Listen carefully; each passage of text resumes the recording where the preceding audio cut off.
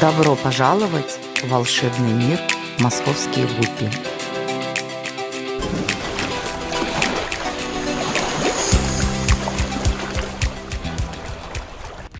Всем привет! Здравствуйте! Меня зовут Руслан, и я представляю аквариальную московские гуппи. Друзья, тема сегодняшнего ролика – это сколько пар гуппи или самцов и самок и в каком соотношении нужно содержать, чтобы поддержать максимально долго чистую породу гуппи. Я обещал вам об этом рассказать, и сегодня это обещание постараюсь исполнить. Но сначала небольшая ремарка. Те, кто открыл этот ролик в надежде увидеть в нем красивых рыбок, ждет разочарования. Рыбок в этом ролике не будет. Поэтому рекомендую вам не тратить свое драгоценное время, а посмотреть что-то более интересное. Ну, а тем, кого заинтересовала эта тема, я предлагаю удобно расположиться у компьютера или на диване с телефоном и приготовиться внимательно слушать мое повествование. Итак, первое, что интересует покупателей наших гуппи, это сколько нужно брать рыбок чистых линий для их содержания и разведения, и в каком соотношении. Второй вопрос, это как часто нужно будет обновлять приобретаемые линии породных гуппи, чтобы они не вырождались. И оба этих вопроса не имеют однозначного ответа, потому что ответы на них имеют очень плотную взаимосвязь. И решение одной задачи оказывает существенное влияние на решение второй задачи. А разобраться в этих вопросах действительно очень важно, если вы действительно решили серьезно заняться чистыми породными линиями гуппи. Поэтому, разобравшись в этих вопросах, вы поймете, почему, например, ваши гуппи, прежде красивые и крупные, стали терять свой окрас и мельчают с каждым следующим потомством. Или в вашей линии, например, стали проскакивать гуппи-уродцы и недоразвитые особи. То, что я сегодня буду говорить, отвечая на эти вопросы, и те решения, которые я буду вам предлагать, будут основываться не только на нашем с Юлей опыте и практике работы с чистыми линиями гуппи, но и на тезисах очень интересной статьи ихтиолога Хокона Туресона, которая называется «Вариации генов разведения гуппи». Эта статья опубликована на нашем сайте, а ссылка на нее и на оригинал этой статьи на английском языке будут даны в описании к этому ролику. Так вот, когда мы начинали с Юлей заниматься разведением и селекционным отбором гуппи, то, конечно же, тоже старались много считать и смотреть ролики по этой тематике.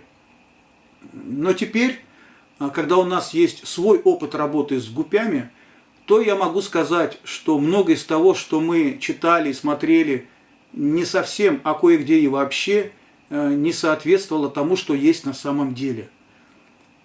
Например, в подобного рода статьях и видеороликах говорится о том, что если самку гуппи оплодотворил один самец, то в течение 3 месяцев она будет рожать только от его сперматофор. Сперматофоры – это такие, я бы сказал, семенные мешочки или контейнеры, которые после удачного контакта самки с гоноподием избранного самца попадают через анальное отверстие самки гуппи и которые могут храниться в организме самки до 3 месяцев. Так вот, считается, что в течение 3 месяцев, это, как правило, 3 метки, самка будет давать потомство, используя сперматофоры только этого самца. Но на самом деле это не совсем так. Любой самец, который контачил с этой самкой в этот период или в последующие периоды, может оставить свои сперматофоры в организме этой самки. И какие сперматофоры будут использованы при очередном оплодотворении, предсказать сложно. В этом вопросе лично у меня полной ясности до сих пор нет. Но факт остается фактом, что любой самец в любой момент любой самке сможет оставить вот такой подарочек в виде своего мешочка со сперматофорами. Так вот, многие разводчики гуппи, зная эту особенность, отсаживают на кресты специально отобранных ими самцов и самок и создают таким образом отдельную семью, которую потом поддерживают, используя свои схемы и приемы селекционной работы. казалось бы, все правильно делают. Но отсадить самых красивых и здоровых гуппи на кресты – это важное, но недостаточное условие для получения качественного и здорового потомства от этих производителей. Очень важно при этом знать, сколько и в каком соотношении самцов и самок гуппи нужно иметь в аквариуме с производителями. И здесь я ничего не буду придумать или выдумывать, а обращусь к статье Хокона Туресона. В своей статье Туресон пишет, что каждая конкретная рыба имеет только 2 копии каждого гена, полученные, соответственно, от самца и самки. Поэтому у нее может быть максимум 2 варианта генов.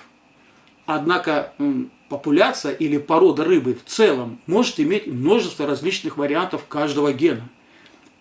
Если не все возможные варианты генов наследуют следующими поколениями, то порода теряет свою генную изменчивость. Фактически все породы гуппи, которые заводчик содержит без вводного скрещивания, то есть без обновления крови, то есть со временем теряют генную изменчивость. Какое это имеет значение, спросите вы. Но давайте вспомним, какова цель разведения чистопородных гуппи. А цель эта состоит в том, чтобы порода могла демонстрировать одни и те же характеристики снова и снова, а все рыбки одной породы были максимально похожи друг на друга. До недавних пор считалось, что самый быстрый способ получить чистую породу – это близкородственное скрещивание, инбридинг, наиболее крупных и ярко окрашенных особей. Все это делается для того, чтобы получить однородную рыбу в следующих поколениях. Совет, в общем-то, правильный по сути, но, к сожалению, у такого подхода есть и весьма неблагоприятные последствия близкородственного скрещивания. Это уменьшение жизненного цикла особей, падение иммунитета и склонность к заболеваниям. Кроме того, бесплодие или снижение плодовитости также является типичным и широко распространенным эффектом близкородственного скрещивания, с которым сталкивается большинство заводчиков. Такая линия гуппи может иметь очень низкую плодовитость, а потом вдруг в одном из поколений, скорее всего, исчезнет сама возможность продолжения рода. Кстати, многие с этим сталкиваются, ведя какое-то время свою линию гуппи, потом начинают говорить, что вдруг перестали рожать. Это бывает, видно, слышно об этом. Как я уже говорил, слабый иммунитет и низкая устойчивость к болезням – это еще одна проблема пород, поддерживаемых инбридингом. Если заводчик, у которого вы берете рыбок, рекомендует использовать, например, соль, марганцовку, формалин, и утверждать, все это необходимо для выживания гуппи на новом аквариуме, в новых условиях, то, скорее всего, подумайте, что он ошибается, может быть, что-то путает. Но на самом деле обстоит дело именно так. Таким образом, генетическое разнообразие является обязательным условием для селекции. Если генетического разнообразия недостаточно, то и нет смысла заниматься разведением чистой породы гуппи, так как существует большая вероятность ее быстрого вырождения и прекращения воспроизводства в силу указанных выше причин. Тогда возникает вопрос, сколько вариаций теряется в поколении, сколько вариаций генов теряется в поколении, и как долго мы сможем сохранять окраску рыбы, ее размеры, внешний вид, без водного скрещивания, без обновления крови. Но чтобы при этом не было каких-либо серьезных последствий такого подхода. Ответ зависит от многих фактов. Но вот 2 из них, которые и являются темой этого ролика, имеют первостепенное значение. Количество особей, используемых для разведения в одном поколении, а также соотношение количества самцов и самок, предназначенных для скрещивания. И начнем мы с ответа на первый вопрос. Сколько нужно производителей для ведения чистой линии гуппи?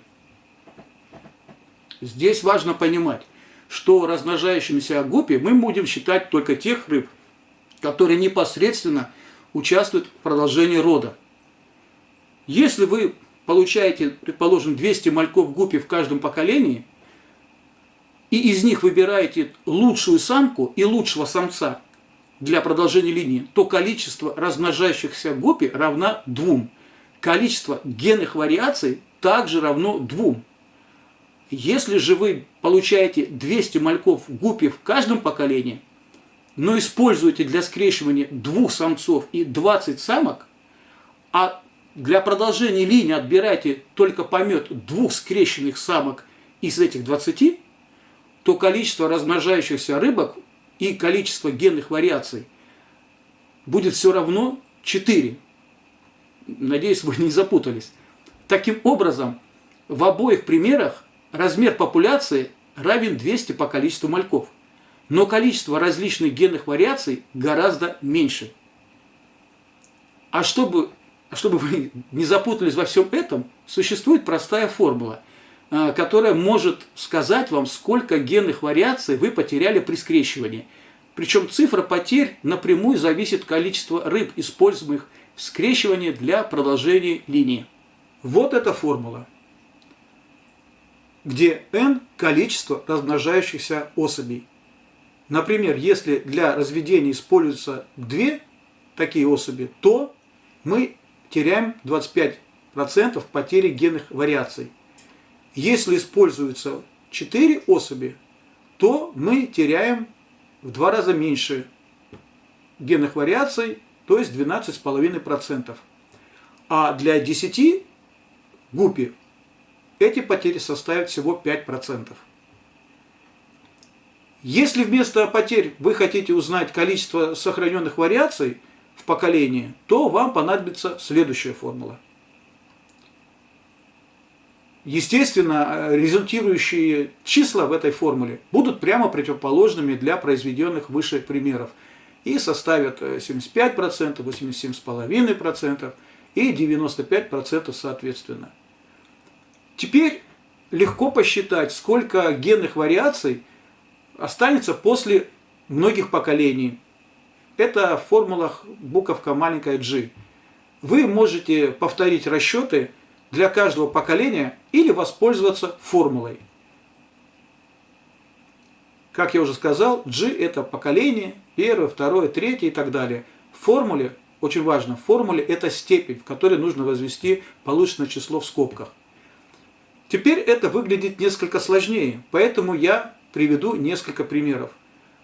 После 5 поколений с 2 особями отбора мы получаем 23,7% генетической изменчивости сохраняется после 5 поколений. А при 4 гуппи, предположим, 2 пары, сохраняется 51,3% генных вариаций. А при 10 гуппи мы имеем 77,4% генных вариаций, которые сохранились у нас. Таким образом, на основании приведенных формул и расчетов мы убеждаемся, что чем больше селекционного материала мы используем, тем больше генных вариаций мы сохраняем. Но сколько вариаций мы можем позволить себе потерять и как сохранить эти вариации? На последний вопрос ответить проще простого. Единственный возможный для селекционера вариант увеличения или восстановления количества генных вариаций – это вводное скрещивание с использованием других, неродственных или отдаленно родственных особей. Большинство успешных селекционеров прекрасно понимают это и время от времени проводят вводное скрещивание. Однако следует помнить, что добавление свежей крови негативно может сказываться на частоте однородности линии и не должно использоваться чаще, чем это действительно становится уже необходимым. Пороговым значением потери генных вариаций принято считать 50%, после которой рекомендуется проводить вводное скрещивание для обновления крови. По последней формуле, приведенной выше, мы можем рассчитать количество возможных поколений с разными количеством особей, используемых для разведения при 50% пороге потерь. Результат представлен в таблице. Из этой таблицы видно, что если принять за приемлемую величину потерю половины генных вариаций, и при этом у вас для разведения в наличии всего 2 особи, то можно скрещивать внутри линии инбридинг всего 2 поколения. Но потом необходимо провести вводное скрещивание для восстановления числа генных вариаций.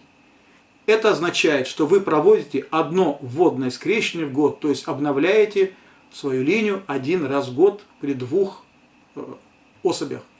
Если вместо этого использовать, например, 30 особей в каждом поколении, то можно обойтись без свежей крови в линии более 40 поколений или около 10 лет. Но это в теории. На практике же заводчик очень часто ограничен в количестве аквариумов и не может содержать такое количество рыб. Из таблицы видно, что оптимальным вариантом для любителя гуппи можно считать содержание 10 породных гуппи в каждом поколении. Если вы проводите скрещивание внутри этой линии, то есть инбридингом занимаетесь, этого количества гуппи, которые вы будете использовать в воспроизводстве каждого поколения, вам может хватить на 13 поколений или на 3-4 года содержания чистой линии гуппи без каких-либо серьезных изменений в фенотипе гуппи и ее здоровья. Именно поэтому, кстати, мы всегда рекомендуем нашим покупателям, которые покупают несколько видов гуппи, но по одной паре, чтобы они хорошо подумали, так как у нас мнение такое, что лучше купить 5 пар гуппи одного вида, чем 5 пород по одной паре. Как видите, наша рекомендация на 100% совпадает с выводами ученого. А теперь мы плавно переходим ко второму вопросу. А какое соотношение самцов и самок должно быть среди производителей? Так вот, все, что было сказано выше о количестве размножающихся особей и размере генофонда, подразумевает, что заводчик использует, тут внимательно, равное количество самцов и самок в каждом поколении. И что после нереста для следующего скрещивания отбирается равное количество мальков обоих пола. Но на практике при разведении гуппи заводчик часто использует другое соотношение полов. Обычно это преобладание самок над самцами. Эффект от такого соотношения самцов и самок следующий.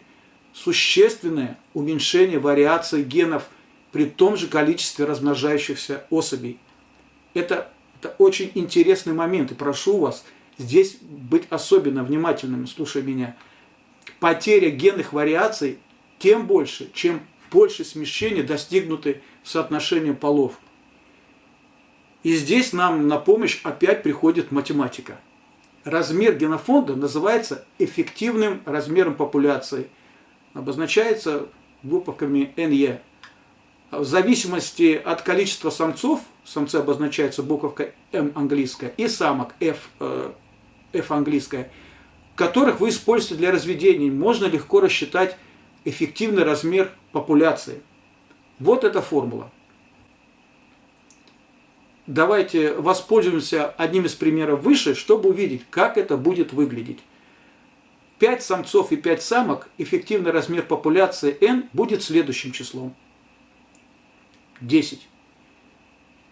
Если вы используете 2 самцов и 8 самок, то эффективный размер популяции составит 6,4. Если вы используете 1 самца и 9 самок, эффективный размер популяции составит 3,6. Итого, при выборе 10 особей можно взять 5 самцов и 5 самок, тогда эффективный размер популяции составит 10. Если вместо этого вы возьмете 2 самцов и 8 самок, то эффективный размер популяции составит 6,4. Если вы возьмете 1 самца и 9 самок, эффективный размер популяции будет равен 3,6. Таким образом, даже если вы берете одинаковое число количества разводимых рыб, эффективный размер популяции будет тем меньше, чем больше будет перекос в соотношении полов в ту или иную сторону. И важно помнить, эффективный размер популяции не является конкретным числом. Он лишь определяет количество генных вариаций, которые будут унаследованы следующим поколением гуппи. В таблице ниже приведены примеры, которые мы уже рассмотрели, а также несколько других вариантов скрещивания и полученного эффективного размера популяций. Из таблицы видно, что заводчик, который скрещивает 50 рыб одного пола и 50 рыб другого пола в одном поколении, может поддерживать линию на протяжении 140 поколений, то есть примерно 45 лет. При этом он сохранит 50% генных вариаций в линии. Такой подход возможен при коммерческом разведении, но совершенно нереален для обычного любителя. Из таблицы также следует, что эффективный размер популяции не может превышать общее количество рыб, участвующих в скрещивании. Наоборот, он может быть намного меньше, но никогда не больше. Небольшой дисбаланс в соотношении полов не имеет большого значения. Однако при соотношении 1 к 3 и более происходит существенная потеря генных вариаций. Какие же выводы и рекомендации дает Хокон Торресон в своей статье, с которыми на основании нашей практической работы с гуппи мы с Юлией полностью согласны?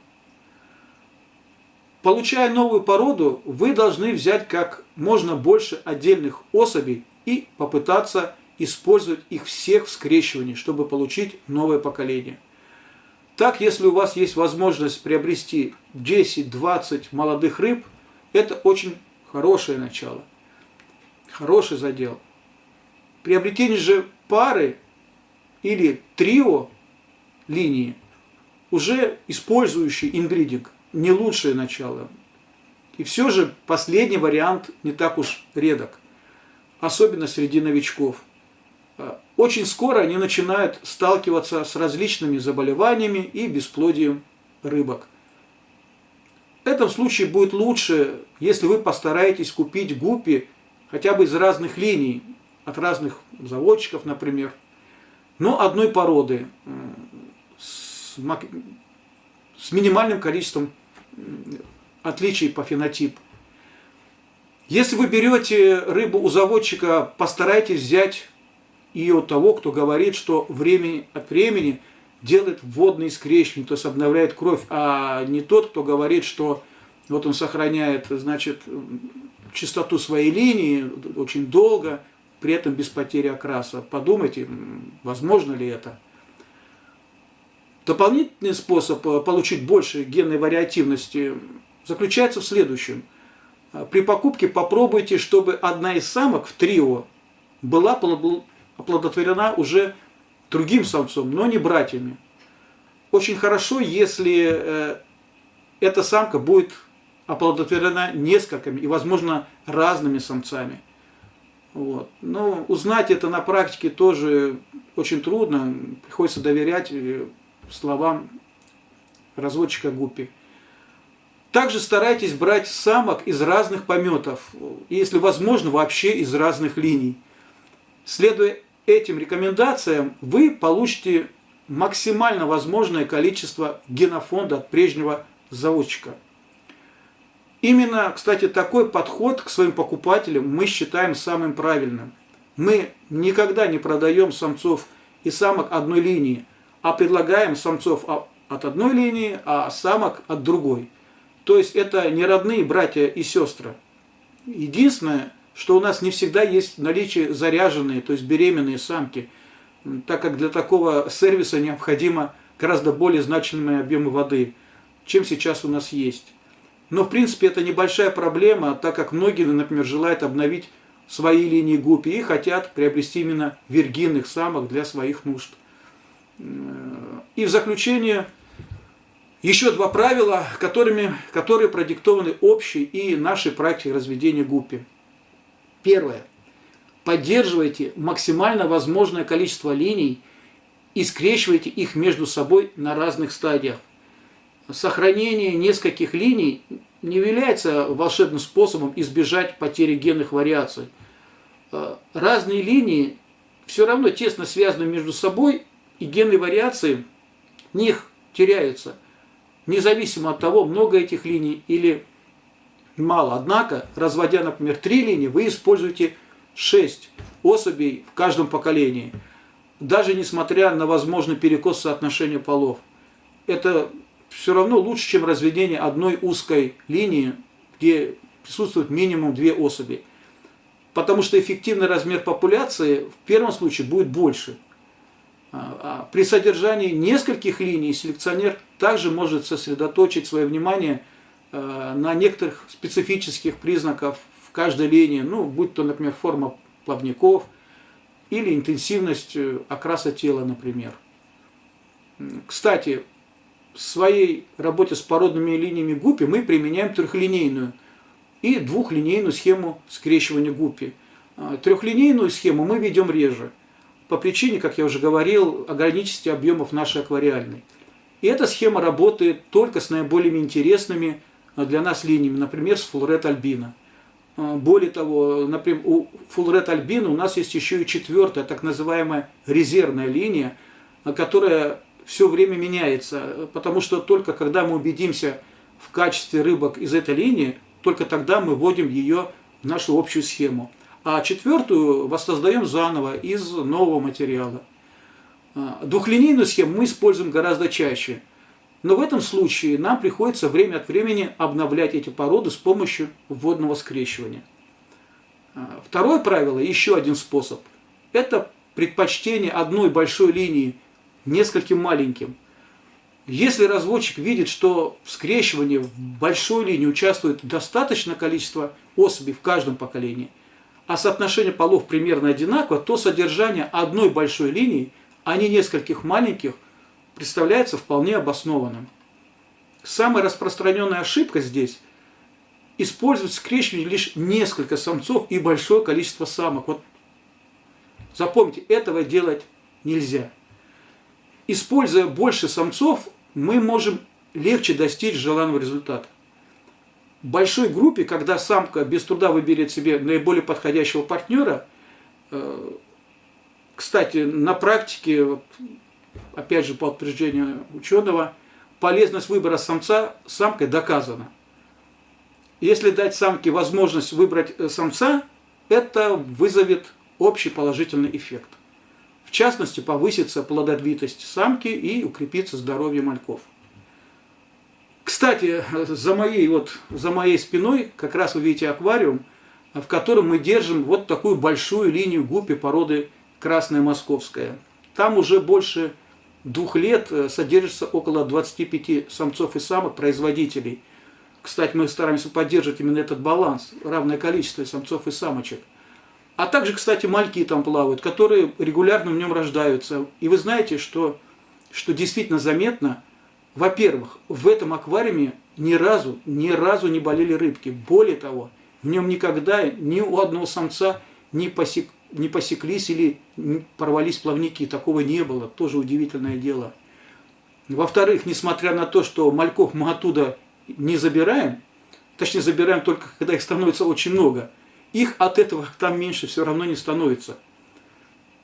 А качество уже взрослых рыбок, которые в нем родились и выросли, остается все таким же высоким, как и их уже прабабушек, прадедушек. Я вот посчитал, сейчас в аквариуме плавает уже 4-е поколение этой замечательной породы гуппи.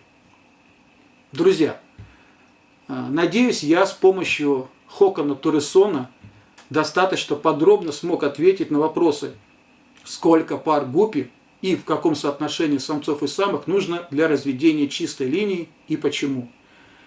Должен сказать, что воспринимать на слух подобного вида информацию для меня лично проблематично. Для меня более доступна для понимания и анализа является информация в текстовом формате. Поэтому для тех, кто из вас испытывает те же самые проблемы, что и я, напоминаю, что полный текст статьи Хокона Торресона «Вариации генов в разведении гуппи» выложена на сайте «Московские гуппи». Ссылка на нее дана в описании к этому ролику. Заходите и читайте. Ну, а если кто хочет почитать данную статью в оригинале на английском языке, то ссылка на нее дана в описании тоже к этому ролику. А я с вами прощаюсь. Всего вам доброго и до новых встреч на канале «Московские гуппи». Если вам было интересно и вы хотите узнать больше о волшебном мире Гуппи, рекомендуем вам посетить наш сайт moscowguppy.ru.